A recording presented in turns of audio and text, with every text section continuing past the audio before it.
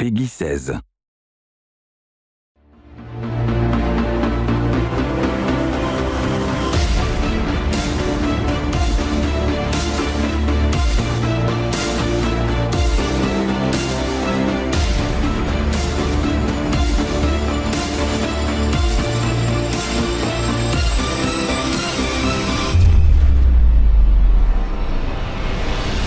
Infinite Crisis is kind of my dream project in that it is a world where you can take all the DC heroes you knew and loved and you can see their twisted reflections, their dark mirrors, their idealized versions, all of them on the same page. It is the most broad, open-ended set of universes in any comic universe, especially since the introduction of the multiverse and the Elseworlds. There really are very few things that we can imagine and think of that can't be contained inside the DC universe.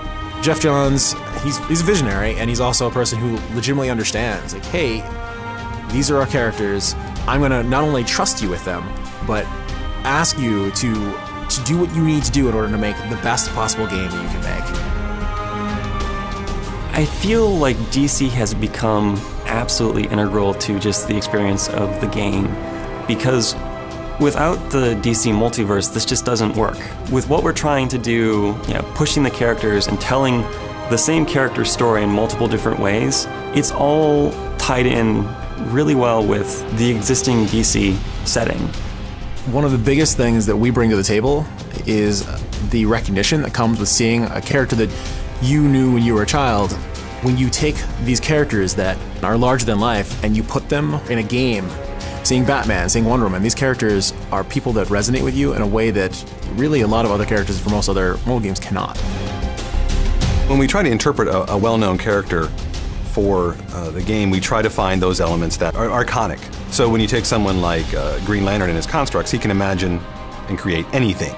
We can't have him do that because, well, there's a variety of reasons why that would just be a bad idea for the game and for the feasibility of making him. So we try to find things that are representative of him in his constructs.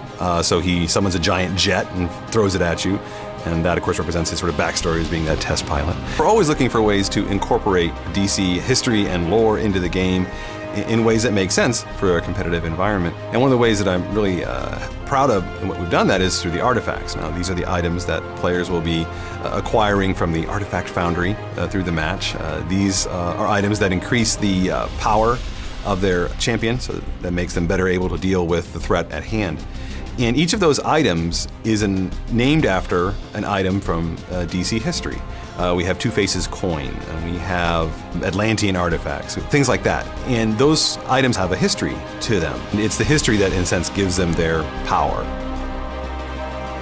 The multiverse is our license to do almost anything we want, and I'm really excited by it. Being able to make a alternate universe version of Superman, specifically one that DC hasn't even explicitly made yet, is very exciting.